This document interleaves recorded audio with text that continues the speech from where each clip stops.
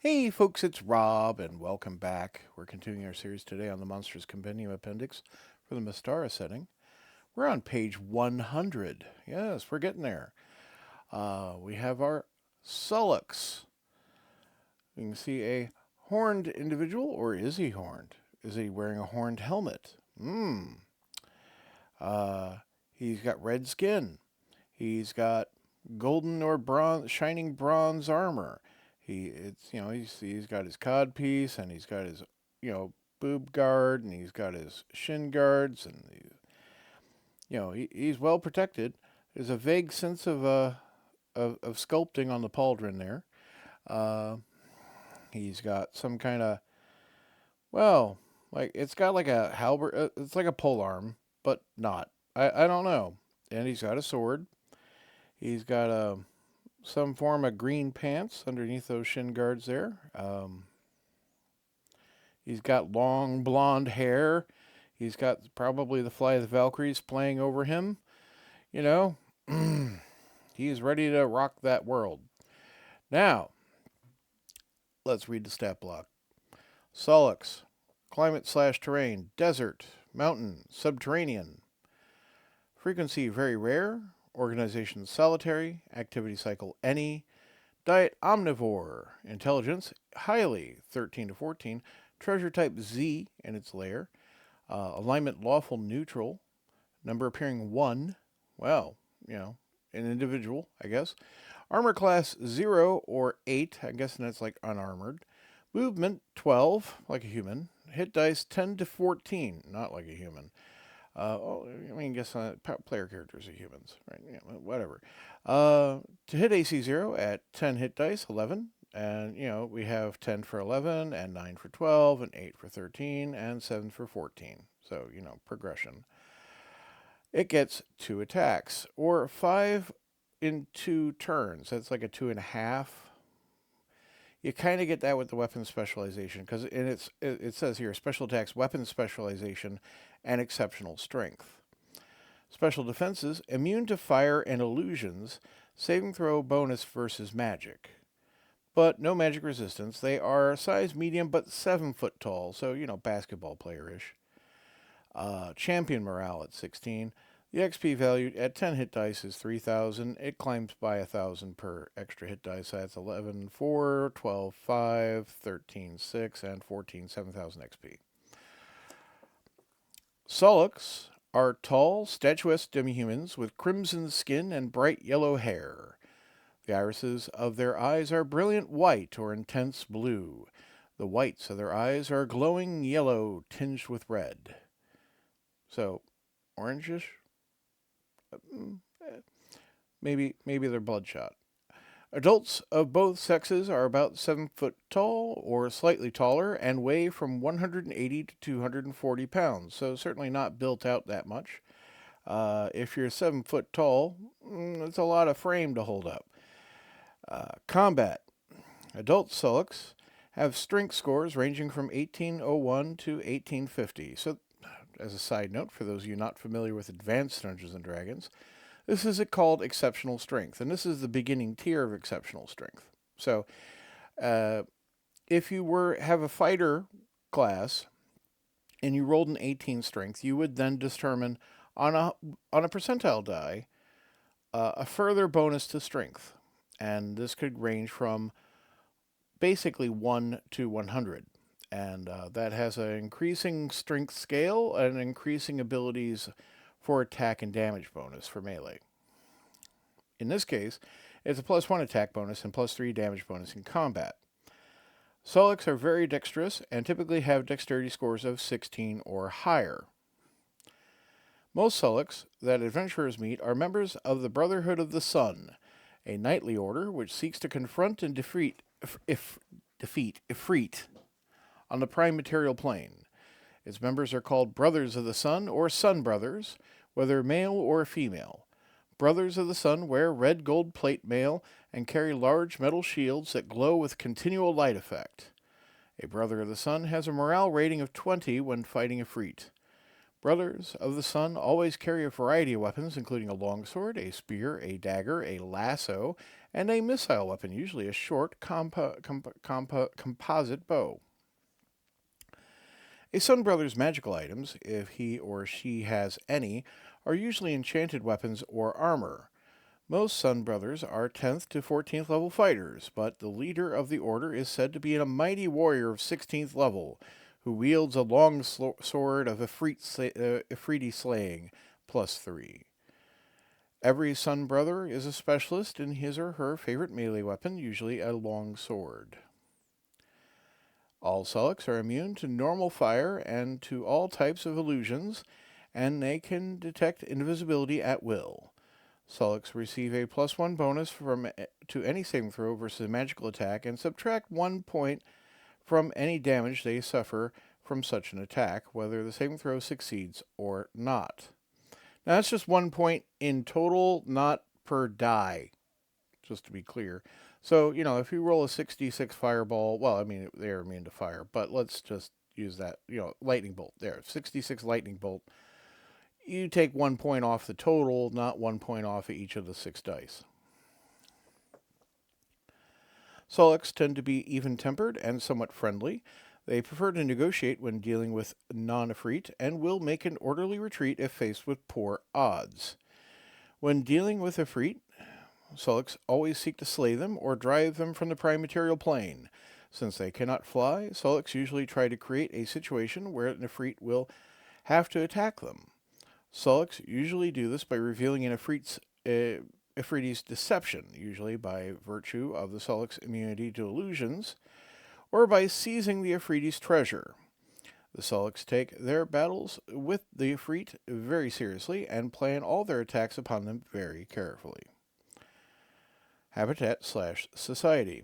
Sages believe that Sollux form communities and raise their children in magma-filled chambers deep and underground. Only those Sollux who have proved themselves to be mighty warriors, usually by defeating an Ifriti, are allowed to enter the Brotherhood of the Sun. Individual Sun Brothers make their homes in scorched deserts, the craters of active volcanoes, or anywhere else where there is great heat, however, such as, New Mexico. However, they spend much of their time traveling the world, seeking out Ifrit, and visiting other Sollux. In times of great need, individual Sun Brothers band together to defeat the Ifrit, but usually they rely on their own prowess or recruit whatever likely allies they discover on their travels. Sollux are extremely closed-mouthed about the origins of their feud with the Ifrit. Ecology. Sollux, though distantly related to Ifrit, are actually denizens of the prime material plane. They eat much the same food as humans and demi-humans, but they prefer anything they eat to be cooked and served boiling hot. Fair enough. I imagine everything else comes off as cold. An interesting thing, obviously kind of more of a plot, like an adventure hook, an additional NPC to introduce to the party, I believe is the intention. You could try to flip this if you have evil party, but more likely this would be used as, you have, you're trying to deal with elemental incursions into the prime material plane, right? And this guy is here to defeat Ifrit. That's what he does. That's what he likes to do. Otherwise, he wants to be back at home with his kids in the volcano, right? He's got a job to do, and he's here to do it. Fun. But, specific use, I feel. Maybe you wanted, I don't know, you can be as creative as you want to be and bend this to what you like, but it's very specific, let's just say. Moving on to the next page, we have Spectral Daeth, which looks like a cloud with an angry face on it. Really not much to say about that. It's a cloud with an angry face on it. Well, maybe an upset face on it. It's definitely yelling at you. So when old man yells at cloud, old cloud yells back at man. Whatever you like. I got jokes. I don't need to bring them out, though. Spectral Daeth, page 101. Climate terrain any. Frequency very rare. Organization solitary. Activity cycle any. Diet nil. Well, Spectral Daeth. Intelligence, average, 8 to 10. Treasure, nil. Alignment, neutral evil. It's only neutral evil for something called the Spectral Daeth. Number appearing 1. Armor class 0. Movement, flying, and just flying, 18 with an A maneuverability. So it can just like turn on a dime. Hit dice, 10. To hit AC 0, 11. Number of attacks, 2. Damage per attack is a D10 claw and a D10 claw. Of course, we have no claws actually pictured here, but, we'll get into that. Special attacks are Wisdom Drain. Special defense, hit only by magical weapons, immune to some spell effects. You get a lot of that with undead. Like whites and up, honestly. Magic resistance, nil. Size, medium. It's a 5-foot diameter. Now, if you were 5-foot diameter, you'd be talking about diabetes. But, still size medium. Morale, fearless, 20. XP value, 5,000. Also called soul eaters, spectral daeths are negative energy beings that look like boiling clouds of blackness. I mean, I guess if you're going to try to depict a boiling cloud of blackness, it's hard to just, have black with black on black on black, right? So some artistic license is called for, I suppose. Spectral Daeth's vaporous body is always surrounded by a faint radius that glows a sickly black-green. And they've decided to go with more of a yellow-green. But that's fine, imagine it's a negative. At rest, a spectral daeth looks like an irregular lump of darkness. In motion, the creature looks like an ominous storm cloud rolling through the air. Combat. Only magical weapons and spells affect spectral daeths. Spectral daeths are immune to death magic and energy draining. In combat, a spectral daeth attacks with 2 invisible claws. In addition to suffering 1d10 points of damage, the victim must roll a saving throw versus death magic each time the spectral daeth scores a hit. If the saving throw fails, the victim loses 1 point of wisdom. Victims of a spectral daeth killed by cumulative damage or reduced to 0 wisdom are forever slain and cannot be raised, reincarnated, or resurrected, nor can regeneration restore the victim to life. A wish spell, a wish just says, sorry, I added the word spell, but usually you're going to probably it always functions as a spell, even if it's coming off of a ring or a djinn or whatever, it's a wish. A wish can restore the victim, but the limited wish, which is a spell usually, or alter reality cannot. If the spectral daeth is itself slain or driven away before it can slay a victim, the character regains lost wisdom at the rate of 1 point a day. When slain, a spectral daeth dissolves into a formless cloud of vapor and drifts away. Spectral daeths can be turned by priests and paladins as if they were special undead. Likewise, they are subject to protection from evil, abjure, and dispel evil spells. When attacking, a spectral daeth chooses a single victim and attempts to slay him or her. If the spectral daeth is summoned and ordered to attack, see Habitat/Society, the summoner chooses the victim. Otherwise, the spectral daeth either chooses the victim who seems least likely to effectively counterattack, or an opponent who has already harmed the spectral daeth. Its flying ability and mobility enable the creature to press the attack on its chosen victim, no matter how he or she tries to escape. If the victim's allies successfully interpose themselves, the spectral daeth lashes out at the most vulnerable opponent. A spectral daeth's cloud-like body has no front, back, or flanks, so opponents cannot gain a combat advantage through maneuvering around it. A spectral daeth can attack in any direction with its invisible claws. It can attack 2 opponents at once, but prefers to concentrate its attacks on a single foe. Habitat/Society. Spectral Daeths are natives of the quasi-elemental plane of vacuum. On their home plane, they are solitary creatures that have no interactions with each other or with other denizens of the plane as they drift about, wholly invisible near the border with the negative energy plane. Spectral Daeths have been known to find their way onto the prime material plane through dimensional rifts caused by the malfunctioning or destruction of powerful magic items or by similar cataclysmic events. They are far more likely, however, to be summoned to the service by evil priests. Catholic. I just said Catholic. Sorry, folks. I have nothing against Catholics. Chaotic or evil deities might send a spectral Daeth to a priest to do a priest's bidding instead of appearing themselves when the character casts a gate spell. At the DM's option, some sects may know a summon spectral Daeth spell. This is identical to the 6th level spell Aerial Servant spell, except that the only service a spectral Daeth will perform is tracking down and killing a victim identified by the spell caster.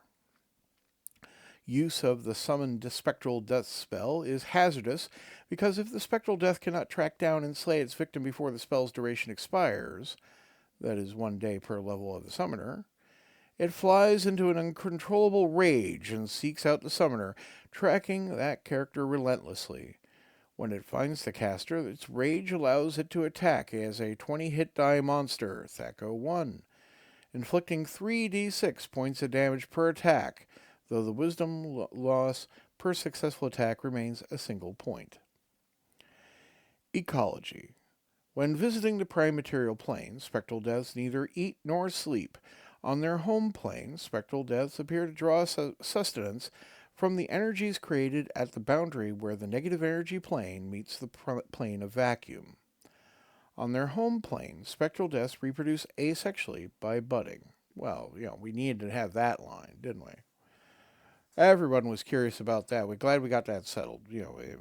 How does the negative energy cloud monster from another dimension reproduce? Very important. I'm sorry. It's always nice to have a bit of fluff, but that is some really fluff.